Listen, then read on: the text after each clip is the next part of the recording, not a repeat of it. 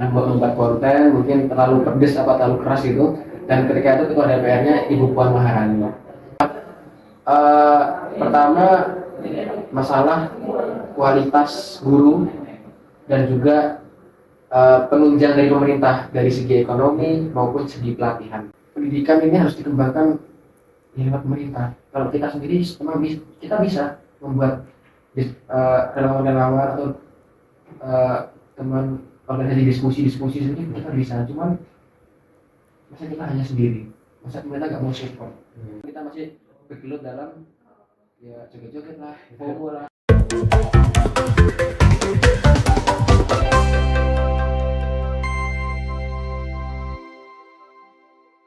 Oke, assalamualaikum warahmatullahi wabarakatuh. Hari ini merupakan video pertama ya, video pertama dari podcast Kajian Elit. Di mana channel ini kita membahas tentang seputar podcast yang bertema tentang edukasi, teknologi, dan juga tidak lupa dengan Islam. Dan ini mungkin videonya nggak terlalu panjang lah kayak podcast lain kan, yang sampai 1 jam, 2 jam gitu nggak mungkin lah. Karena ini kan video pertama mungkin ya gitulah, mungkin ntar bisa lanjut ke part 2 part insya Allah. Ya, kali ini kita kedatangan tamu kita namanya Syed Fajar, yang dimana beliau ini merupakan ketua DEMA dari Universitas Darussalam Gontor dan ketua KSE. Ya, dulu ketua KSE. Ya. Terus selain dua itu pernah jadi apa? Pernah jadi jubir muda Amin ketika Pilpres kemarin, terus pernah juga di tim narasi Najwa Shihab di bagian dokumentasi Yogyakarta ketika itu, yang sudah demisioner. Sekarang alhamdulillah dapat organisasi baru yaitu Vokasi Jawa Timur, jadi melatih debat dan artikel para adik-adik KSE tapi di seluruh Jawa Timur. Keren banget sih. Berarti leadershipnya ini emang udah paten gitu ya. Iya. Tapi selain itu antum juga bergelut tentang dunia politik kan? Iya. Itu kalau boleh nanya nih, itu bergelut dengan dunia politik itu kemauan sendiri apa emang mungkin dari keluarga itu mungkin jabatan apa? Oh enggak, saya lain dari keluarga aparat. Ibu juga kuliah hukum di UMY dulu. Tapi kalau politik itu ya baru cenderung ketika sudah mahasiswanya. Karena melihat dinamika politik di Indonesia ini yang kadang sangat kadang rusak seperti itu demokrasinya. Jadi kita sebagai anak muda kan punya kewajiban untuk menggunakan itu semua. Berarti udah lama, berarti apa mungkin dari kuliah? Mungkin sekitar 2 tahun yang lalu, udah tahun kedua. Mungkin kalau tahun-tahun sebelum ke politik itu hanya fokus ke konten, tapi tetap kontennya tentang konten hukum. Tetap mengkritisi pemerintah, tetap menjadi oposisi, kita mengawasi pemerintah, regulasi-regulasi yang kadang melangkahi batas sehingga masyarakat dirugikan, itu selalu kita awasi. Gila sih. Bahkan mahasiswa yang dimana dia kan bersistem asrama kan. Tapi antum bisa networkingnya tuh bisa jauh gitu, bahkan sampai ke Pak Anies, dia sampai ke lainnya, para pendidik tinggi lain itu. Gila, keren banget sih. Mungkin tapi Anda pernah dengar ya, masalah akun TikTok kok nggak channel antum itu pernah kebanyakan kan? Iya, pernah kebanyakan. YouTube pernah itu. Itu kan kenapa? Dulu 2024 pernah ada demo di Surabaya. Terus pernah membuat konten mungkin terlalu pedes apa terlalu keras gitu, dan ketika itu ketua DPR-nya Ibu Puan Maharani. Jadi sempat kebanyakan hampir 2 bulan sehingga uang AdSense yang YouTube itu nggak bisa keambil lagi. Alhamdulillah sekarang sudah pulih sih. Akhirnya ketika YouTube di-ban, barulah saya menggunakan medsos seperti Instagram dan TikTok untuk mengakuisisi konten-konten yang dari itu sekalian, biar nggak ada PKK-nya gitu. Sudah sampai titik. Hanya ngumpul lah ya sampai di-ban. Oke. Kali ini podcast kita seputar tentang pendidikan. Mengapa ngambil pendidikan? Soalnya kan kita hidup ini tidak kurang lebih selalu berhubungan dengan pendidikan kan? Mulai dari kecil sampai tua kan pasti selalu tentang pendidikan. Mungkin pertanyaan pertama, Menurut antum nih secara umum perguruan atau pendidikan di Indonesia ini kayak gimana? Pendidikan di Indonesia ini jika kita lihat ini sangat tertinggal jauh, hampir 150 tahun dengan negara-negara di luar sana, khususnya di dalam pendidikan teknologi. Kenapa? Pertama, masalah kualitas guru dan juga penunjang dari pemerintah dari segi ekonomi maupun segi pelatihan. Itu yang membuat kita itu semakin turun. Karena harusnya ketika adanya teknologi itu pendidikan kita semakin naik, justru kita makin turun. Maka jangan heran ketika ada negara yang banyak sumber daya alam itu justru tidak disegani daripada negara yang tidak ada sumber daya alam tetapi di mana di dalamnya itu isinya adalah orang yang berkualitas dan banyak menghasilkan karya. Seperti negara apa? Jepang, Korea Selatan, Singapura. Mereka tidak punya sumber daya alam, tapi mereka sangat disegani. Karena apa? Karena pemerintah mendukung, rakyatnya juga mendukung. Dari sistem apa? Pendidikan. Karena pendidikan ini ya benar-benar harus di dampaknya itu akan ke depan, ya gitu.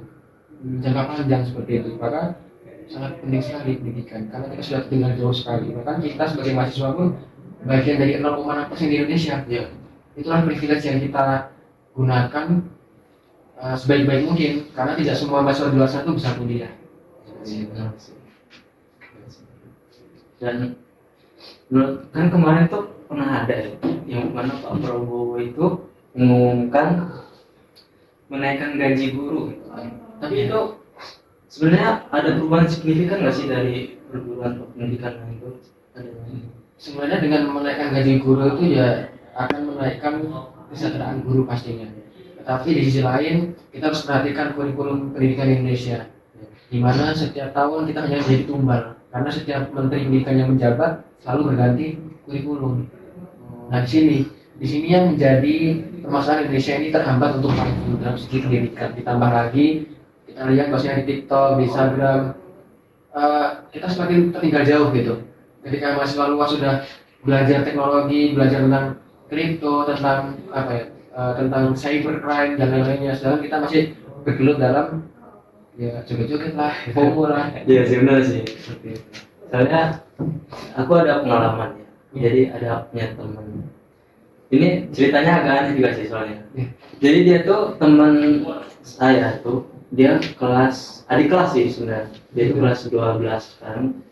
Nah, saya baru tahu kalau dia tuh ternyata punya pacar. Ternyata pacarnya itu guru dia sendiri kan.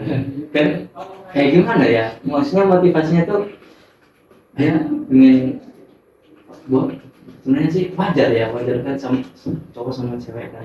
Tetapi motivasi yang diambil tuh kenapa ya dia mau itu ya, apa dia pengen kan, bisa jadi kan biar nilai baik atau yang lain ya kan ya. Tapi kalau dia dari guru itu gimana ya, kayak kok mau gitu sama muridnya sendiri ya mungkin ya kita kan di setiap perkembangan zaman tuh kadang dibutuhkan masalah-masalah yang kadang tidak wajar kayak gitu. Karena ya itu, karena kemajuan teknologi tapi kita tidak bisa menggunakannya dengan baik, sehingga akhirnya apa, teman-teman adik-adik kita yang masih sekolah itu justru ya seperti itu. Banyak banget yang viral-viral juga ada, banyak dirinya di Sumatera juga ada yang bersama gurunya, padahal dia adalah satu murid mahasiswa yang berprestasi di kelas, tapi ternyata justru malah bermain dengan gurunya sendiri yang ketika itu terlampau sudah hampir selisih 30 tahun. Seperti itu. Jadi di sini pendidikan itu tidak hanya pendidikan untuk mahasiswa, tapi untuk guru, bahkan pemimpin pun juga harus pintar. Iya, tapi kalau pemimpin ya sekarang kan yang standar fakultas yang ini apa, yang kehutanan udah kan ya, yang nggak jelas itu kan. Ya, jadi kok bisa gitu ya standar nggak menyebut kayak gimana ya, lembaga kan ini kelasnya kan tinggi banget gitu kan ya. Tapi bisa gitu dimanipulasi tentang sama dia tuh bisa gitu yang gitu. Ya, itulah konsep bahwasanya kita itu orang berpendidikan agar bisa menjadi seorang politik yang dimana harus jujur, berintegritas, kemudian intimasi, memiliki kedekatan dengan publik, memiliki kepercayaan, dan kemudian self interest, menjauhi kepentingan pribadi. Jangan sampai pendidikan itu jangan sampai politisasi dan pendidikan itu disalahgunakan. Ya, gitu. Jadi pendidikan itu untuk berpolitik dengan baik, jangan sampai politik ini digunakan untuk pendidikan, karena pendidikan ini adalah diri sendiri. Gitu. Jangan sampai mempolitisasi pendidikan. Tapi anak pernah terbesit juga, karena kemarin itu sempat baca berita yang mana di seperti negara lain seperti Cina, Korea Selatan, Jepang itu kan ada kurikulum AI gitu. Ya. Nah, yang mana bertanya itu kenapa di Indonesia itu nggak ngadain kurikulum AI gitu? Ya. Itu kenapa ya?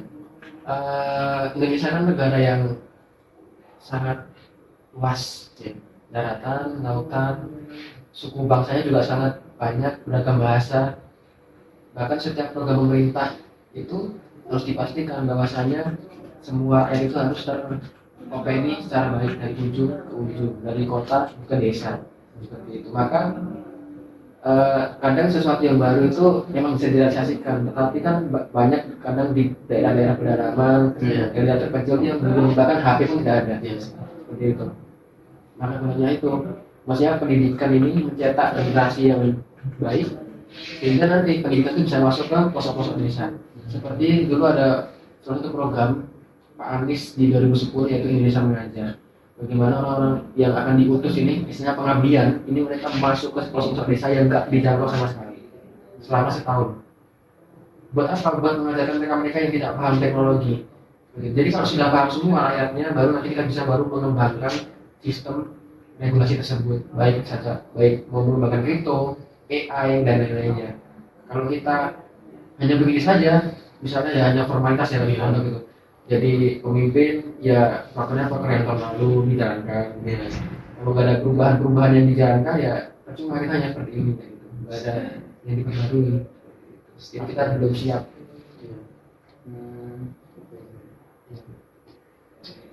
Terus kemarin pernah lihat dari mana lebih baikkan mana makan gratis daripada pendidikan gratis gitu. Itu kira-kira efektif mana gitu? Ya bagi kita, kadang bagi orang yang tidak bisa makan, yang makan sayang gratis itu kadang juga dibutuhkan. Ya. Tapi bagi kita yang negara maju yang seharusnya sudah mencapai tingkat pendidikan itu, harusnya pendidikan dulu yang harus diutamakan. Kita harus mengubah cara pandang pemerintah kita melihat pendidikan, ya gitu. Jangan pandang pendidikan ini sebagai biaya atau kata Pak Anies, hanya sebagai cost. Pandang pendidikan ini sebagai investasi. Karena pendidikan ini akan melahirkan potensi-potensi sumber daya manusia ini yang sangat luar biasa. Untuk apa? Untuk jangka panjang. Maka tidak hanya perempuan yang menjadi penunjang sebuah negara itu akan hidup atau berkembang, tetapi pendidikanlah yang akan menunjang sebuah negara itu menjadi negara yang berkembang. Sebenarnya juga sih ya. Tapi Anda pernah nemu orang gitu. Mungkin ini pertanyaan umum ya, seputar kuliah gitu. Sebenarnya kan ada orang nanya, kamu ngapain sih kuliah gitu kan? Ngabisin duit gitu kan? Yang dimana ujung-ujungnya sama aja, lu kerja juga sama aja, lu kerja kan? Ntar akhirnya kuliah kerja.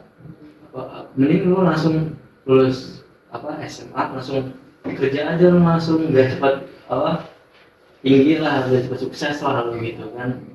Nah, cara menghadapi orang pola pikir kayak gitu gimana ya? Ya kadang mindset orang itu berbeda-beda. Kadang sekarang itu juga kadang ketika kita S1 itu dulu tidak ada apa-apanya sekarang. Karena saya ngerti di luar aja sangat banyak sekali.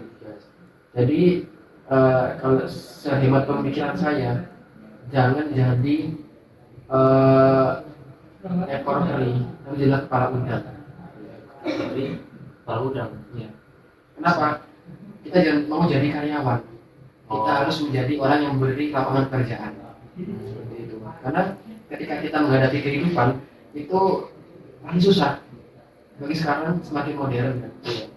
Kita kuliah, mendapatkan jabatan, mendapatkan gelar kedudukan di Indonesia. Ya, itu kalau kita lihat realita di lapangan itu susah. Karena kita kan kenal dengan apa? Dengan orang dalam. Orang dalam. Terus sekarang dengan ya banyak lah pokoknya. Dengan yang lain-lainnya. Tapi kalau kita bisa membuat lapangan pekerjaan sendiri dan semua yang kita lakukan itu adalah kesyukuran, keberkahan, ya kita mampu untuk mendapatkan itu semua. Jadi kita ubah mindsetnya. Ya sampai kita keluar itu hanya ingin saya pengen jadi ini, pengen jadi itu, jangan. Saya ingin membuka ini agar saya bisa membantu banyak orang. Seperti itu. Terus misalnya kita nih kan, kita kuliah atau gimana ya? Kita kuliah, terus selesai kuliah, tetapi kita nggak ketika bekerja kita nggak sejurusan dengan kuliahan kita, maksudnya jauh dari jurusan kita lah. Misalnya kita sebelumnya orang teknik, tapi tiba-tiba kerja di pertanian gitu kan, jadi kebun, itu kan yang buat panas tuh sebenarnya tetangga ya. Omongan tetangga itu emang pedes sekali gitu kan gitu. Ya. Ini cuma aku dia bisa sampai Jawa sana dan datang sini jadi petani percuma lagi gini kan pedes sebenarnya. Tapi yang anda tanyain itu ketika orang lulus dari kuliah tetapi dia bekerja tidak sesuai dengan jurusannya, itu merupakan kesalahan dari pendidikannya apa enggak? Maksudnya salah dari universitasnya apa bukan, atau mungkin dia yang salah? Jadi ketika kuliah ya, kuliah kemudian ketika kerja sesuai dengan Jurusan pertama mungkin ketika mendaftar kuliah mungkin dia belum memetakan ya kira-kira dia mau kedepannya menjadi apa sehingga dia masuk jurusan apa yang cocok kayak gitu. Kalau bagiku itu kuliah itu ya itu hanya sebagai jembatan kita bekal bagi kita untuk masa depan. Tapi masalah apa yang akan kita lakukan di sekolah kuliah itu ya dari kita sendiri, karena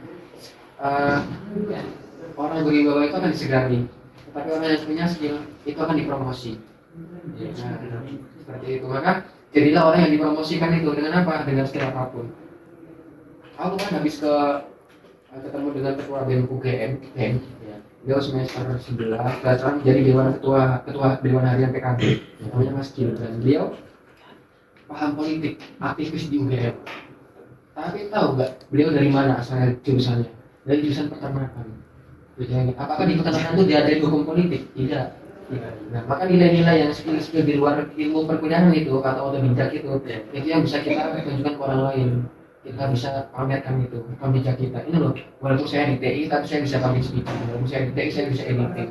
Walaupun saya di TI, saya bisa belajar hukum. Saya paham politik. Karena kalau kita nggak paham semua ilmu dan keilmuan, kita akan udah dibunuh oleh pemerintah. Seperti itu. Jadi jangan jadi masalah yang apatis. Masalah semua yang mereka omongkan itu, ya jangan dengarkan. Seperti lagu apa ya? Ada satu lagi yang membuat motivasi. Kalau kita tuh di NC tapi kita udah gak usah dihiraukan. Setuju. Hah? Setuju. Oh bukan, itu TikTok gitu. Setuju. Terus, kan kita nih kuliah di suatu universitas yang dimana kan dia bersistem asrama. Ya.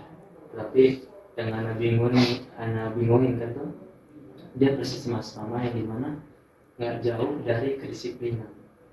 Tapi ada orang yang menganggap disiplin itu tuh kayak beban gitu, kayak beban. Ngapain sih gini lagi kan?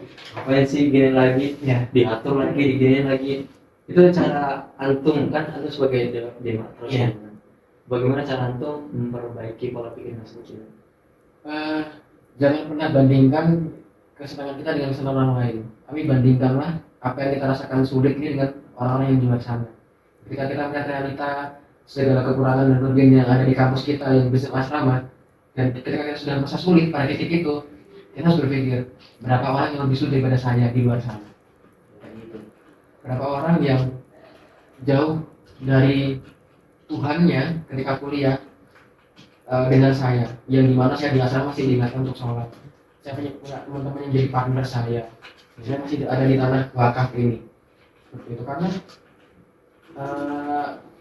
bagaimana ya menjelaskannya? Kita tuh mahasiswa, kita ini mahasantri. Ketika kita mahasiswa, ketika kita terlalu kritis, terlalu aktif jadi mahasiswa, kita jangan lupa juga kalau kita ini santri. Jangan lupa ibadah, sholat, dan lain-lainnya.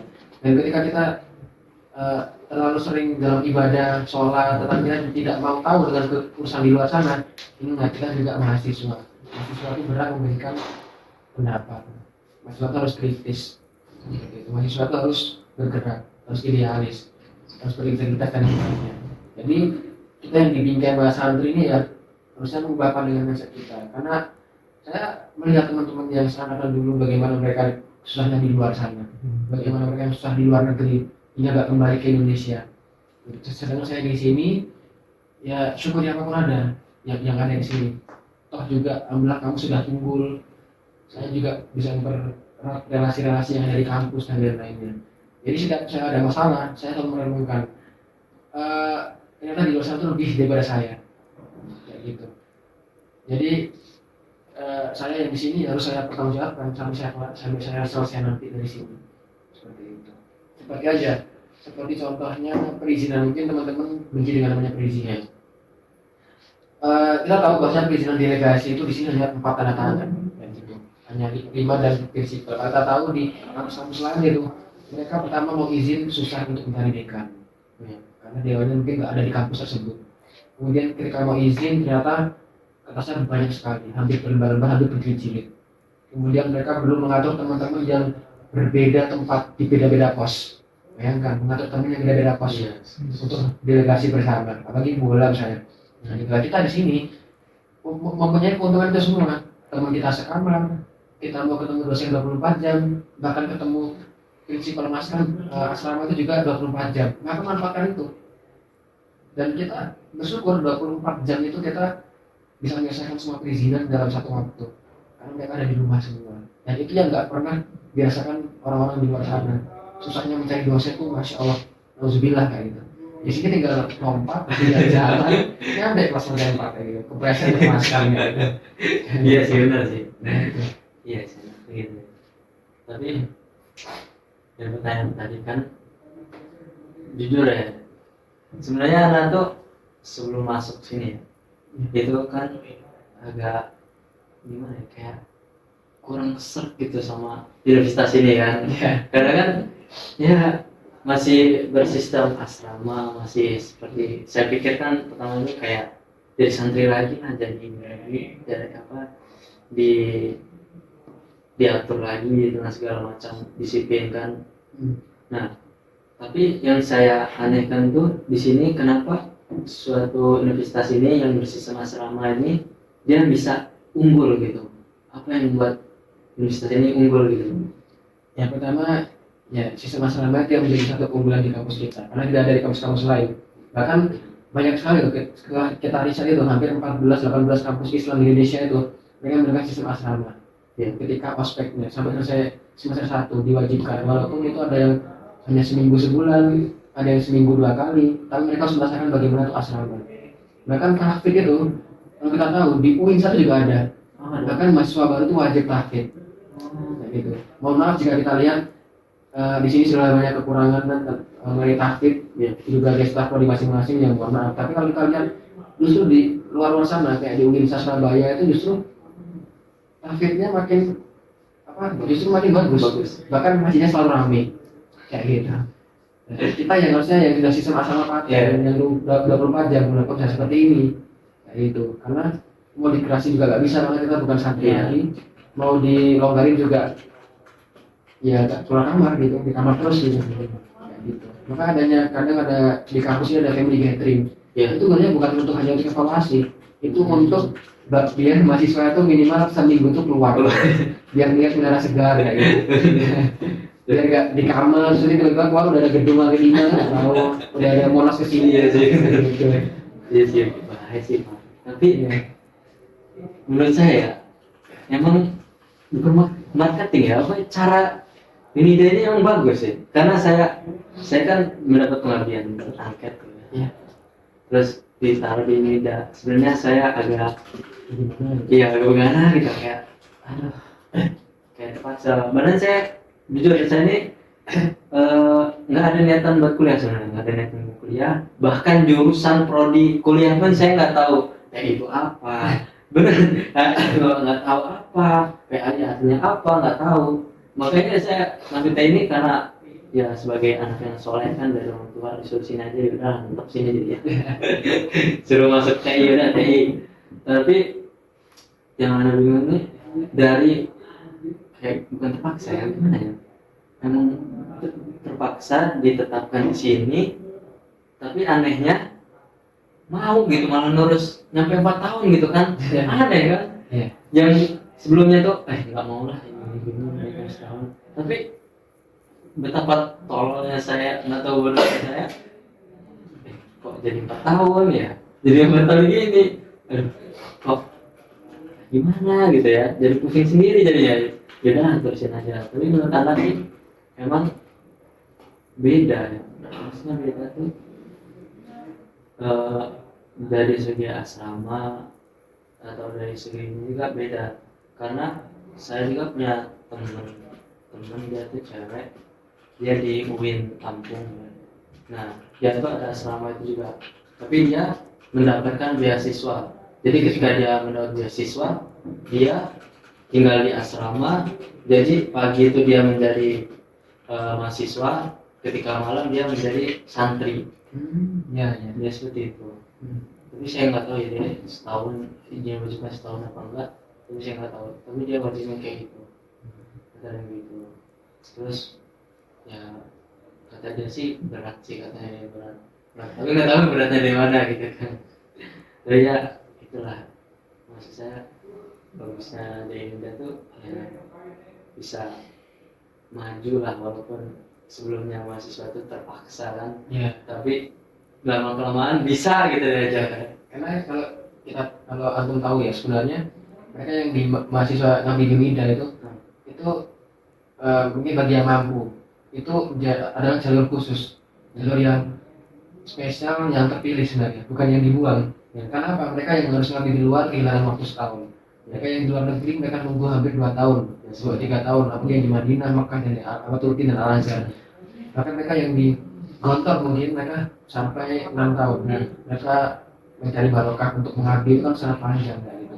Dan kita yang diberi jalur khusus, yang mengabdi plus kuliah bahkan seri 3,5 masuk keluar, nah itulah digunakan waktunya sebaik-baiknya. Nah, gitu. Karena kan kita masih panjang ya hidup ini. Iya. Harus cepat-cepat belajar, cepat-cepat keluar, cepat-cepat mengabdi ke masyarakat. Gitu.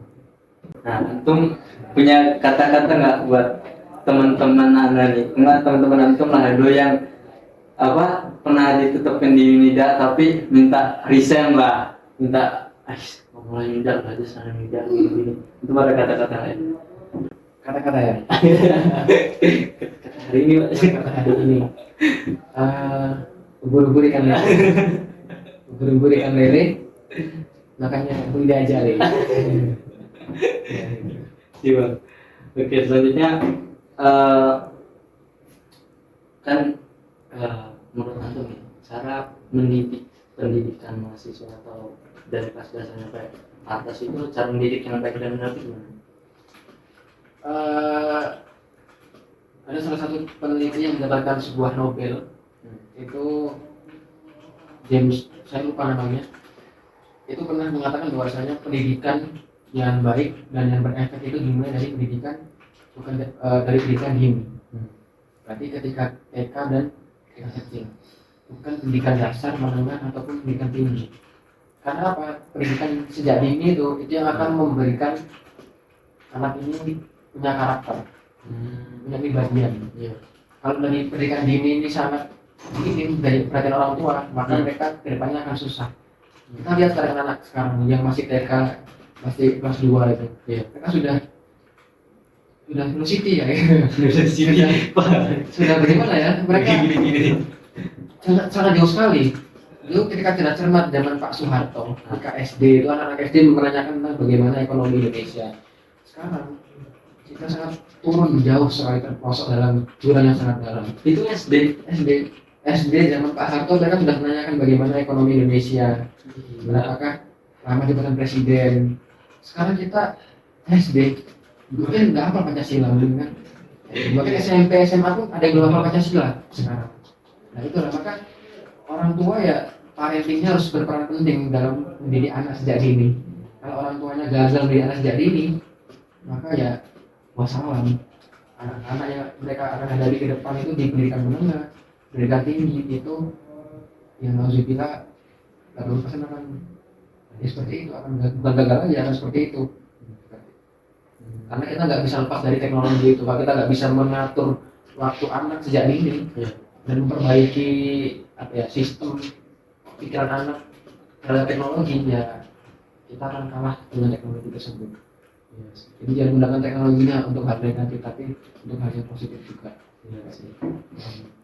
Ini kan sekarang kan seperti mahasiswa atau mungkin siswa-siswa lainnya sekarang kan sudah menggunakan AI. Ya. Dia mau dia ngerjain makalah, ngerjain PPT atau lain kan udah pakai AI gitu. Ya.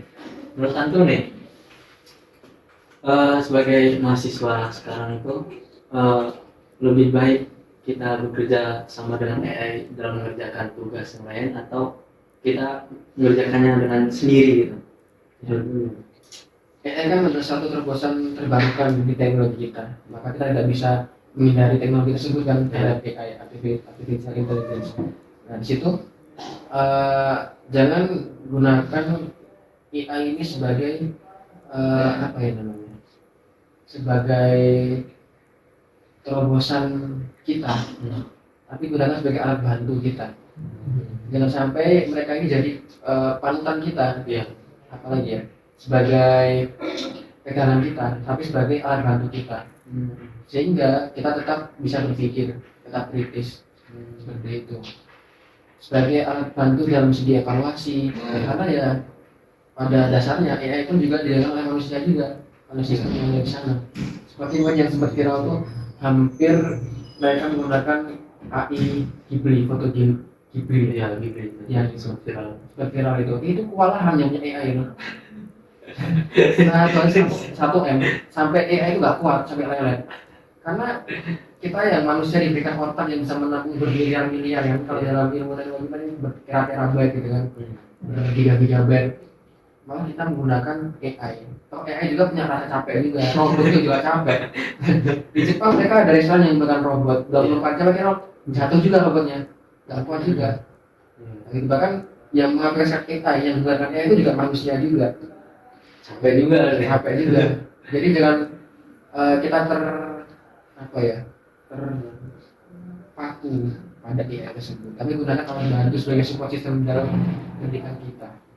Nah, itu tetap pikiran dari kita, ya sampai pikiran itu diserahkan ke semua yang buat AI. Ya. Tolong buat saya makalah sejauh ini, isinya nggak isi, penjualan sampai kesimpulan, sampai daftar isi. Terus kita ngapain? Hanya menunggu ya itu.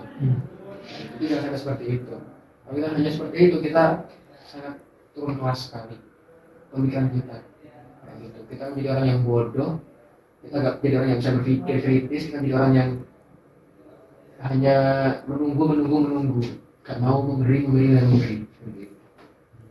Kalau di negara lain tuh gimana itu cara mereka mengatasikan dengan AI itu? Kalau di negara lain mereka, kemarin saya habis wawancara dengan salah satu mahasiswa Unida yang beasiswa ke Yale University, saya di Gagal itu. Ya ketika beliau di Yale University itu penggunaan media sosial itu dibatasi. Nah di Amerika, di Cina itu juga dibatasi. Bahkan aplikasi-aplikasi yang boleh masuk ke satu negara itu aplikasi-aplikasi tertentu yang sudah ada regulasi yang diatur oleh pemerintah, sehingga warganya itu tidak jadi keterbatasan ya dengan alat tersebut. Mungkin di Cina mereka boleh menggunakan TikTok untuk apa? Untuk jualan. Ya, selain jualan itu nggak boleh seperti itu misalnya. Nah itu, jadi mereka masih terpaku dengan membaca buku dan membaca buku. Nah itu, karena tingkat ya itu kita balik lagi, karena pendidikan ini ya nggak hanya meningkatkan kualitas manusia, tapi juga akan mengubah kesejahteraan hidup ya manusia tersebut. Seperti itu. Jadi jangan ya gunakan sebaik-baiknya lah AI, teknologi yang ada gunakan sebaik-baiknya, jangan sampai disalahgunakan atau terlalu enak lah di zona nyaman gitu, sehingga kita lupa bahwa kita punya otak untuk berpikir. Iya kayak gitu. Terus yang mungkin ini yang terakhir, gitu tidak terlalu panjang. Apa harapan antum ke depannya untuk masa depan untuk pendidikan di Indonesia ini? Harapan antum? Ya harapannya pemerintah lebih lihat lagi lah bagaimana pendidikan ini akan diprioritaskan. Kalau kita lihat kemarin, maksudnya di 2026 itu pendidikan dan kesehatan itu justru nomor 2. Ya hanya jadi apa namanya, hanya pendukung. Harusnya pendidikan dan kesehatan itu adalah prioritas utama pemerintah untuk memajukan hal tersebut. Tapi di sini hanya pendukung, maka tolonglah prioritaskan. Terus sesuai dengan amanat undang-undang, gunakanlah 20% dana Indonesia ini untuk pendidikan, jangan sampai dikurang-kurangi seperti itu. Kan kita nggak tahu 20% ini untuk pendidikan atau enggak. Ya, atau udah dipotong untuk dana perjalanan, untuk dana ini, dan nanti ada pendidikan cuma yang sampai ke desa-desa cuma seberapa seperti itu. Dan ya pemerintah juga harus meningkatkan kualitas kita kayak gitu. Dari apapun itu, dari segi teknologi kayak gitu. Jadi kita harus benar-benar mengejar negara-negara yang dunia hancur lebur keadaan dunia 2, kita harus kejar itu semua. Kita masa malu negara yang punya sumber daya alam banyak tapi sumber daya manusia sangat kurang sekali seperti itu. Jadi pendidikan ini harus dikembangkan di lewat pemerintah. Kalau kita sendiri memang kita bisa membuat relawan-relawan atau teman organisasi diskusi sendiri kita bisa, cuman masa kita hanya sendiri, masa pemerintah nggak mau support. Makanya kita butuh support itu dari pemerintah agar pendidikan di Indonesia ini khususnya teman mahasiswa, teman-teman SD, SMP, SMA, STM dan lain-lainnya itu ya bisa berkembang bersama gitu. Semua yang ada di Indonesia. Jadi sejahtera guru diperhatikan, sejahtera mahasiswa diperhatikan. Lewat berbagai macam program kerja akan pemerintah laksanakan, baik dari makan siang gratis, subsidi sekolah, beasiswa, seminar dan lain-lainnya. Semuanya harus diperhatikan secara dekat. Karena ini menyangkut masa depan Indonesia. Kalau sekarang kita sudah susah memberikan atau pelit dalam memberikan pendidikan, ya kita lihat nanti apa yang terjadi 2045. Apakah Indonesia ini akan menjadi Indonesia emas atau akan menjadi Indonesia emas? Oke, itu doang mungkin nggak panjang-panjang lah karena ini video pertama channel ini. Ya mungkin ntar bisa lain waktu lah kita buat podcast lain. Ya mungkin namanya apa channelnya? Kajian Elit. Kajian di YouTube atau di mana? Di YouTube. Nanti jangan lupa subscribe lah. Kajian Elit itu di bawah. Jangan lupa YouTube apa